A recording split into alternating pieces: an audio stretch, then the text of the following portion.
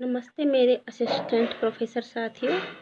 मैं आपके लिए राहुल सांकृत्यायन की रचना मेरी तिब्बत यात्रा का भाग ब्रग गर्यब से 7/8/2034 से आगे सुनाने जा रही हूँ। इसका वाचन करने जा रही हूँ। कल सवेरे रेडिड से प्रस्थान करते वक्त एक बार फिर प्रधान देवालय देखने की इच्छा हुई। पहले लिखने में हमने गलती की। उत्तर और 3 देवालय हैं, जिनमें सबसे पश्चिम वाला मैत्रेय देवालय कहा जाता है। बाकी 2 गसूड़ रब दवुसम और गसूड़ रब सरम कहे जाते हैं।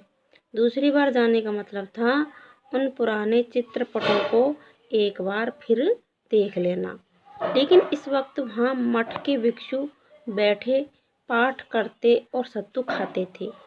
इन चित्रपटों को यहाँ के लोग गरीयथण भारतीय का मतलब होता है भारतीय चित्रपट कहते हैं।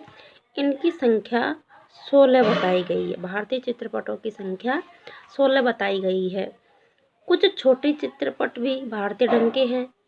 सन 1239 में चंगेज खा के सेनापति 2-3 रेंडिन मठ को जला दिया। इसलिए उससे पहले की चित्रों में ये चित्रपट और कुछ ही और चीजें हो सकती हैं। उसी समय उक्त सेनापति ने गरियल खण को भी जलाया था।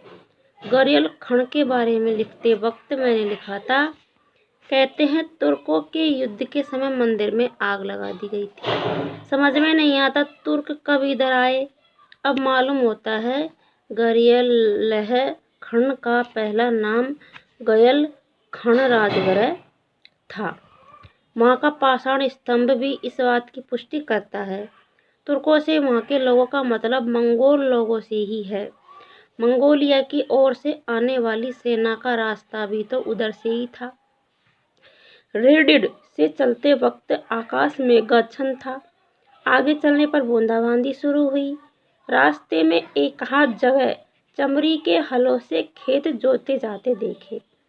ये शायद हमारे यहाँ के माघ पूस की जुताई की भांति खेत को अधिक उपजाऊ बनाने के लिए होगा। 12 बजे हम फिर फुंदो के घाट पर पहुंचे। उतरने में बहुत देर न लगी। उस दिन फुंदो ही में रहना था। स्तंग लूण से लिए दोनों आदमियों को छोड़ना था, इसलिए एक आदमी की जरूरत थी। गंदन छोकोर के लिए 9.5 साण प्राय 2.5 ते हुआ। ये नाप है। सीधे जाने से 2 दिन का ही रास्ता है। आज लंबी मंजिल थी और 6 लाख की बड़ी जोत को पार करना था, इसलिए 7 बजे ही रवाना हुए। आखिर 5 मील के रास्ते को छोड़ बाकी पहले ही वाला रास्ता था। नए रास्ते में रिन छेन ब्रग रतनशिला मठ मिला। हमारा नया नौकर जल्दी गंदन छोकोर पहुंचकर लौटना चाहता था, इसलिए वह नाक की सिद्ध पर आगे खच्चर ले जा रहा था। सामने एक पहाड़ पर कुछ स्तूपों सहित एक मठ देखा। उसने समझा यही पोतो है और हमें लेकर 3 बजे वहां पहुंच गया। पूछने पर मालूम हुआ यह तो ब्रग गर्यव पृष्ठ शिला विहार है। इस मठ का संस्थापक ब्रग गर्यव डोम तोन के शिष्य पोतोप 1027 से 1104 ईसा का समकालीन था।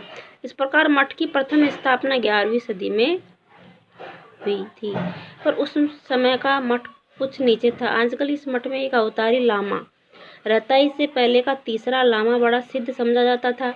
उसी की समयावधि वाले घर में हम लोगों का आसन लगा, समाधि नहीं।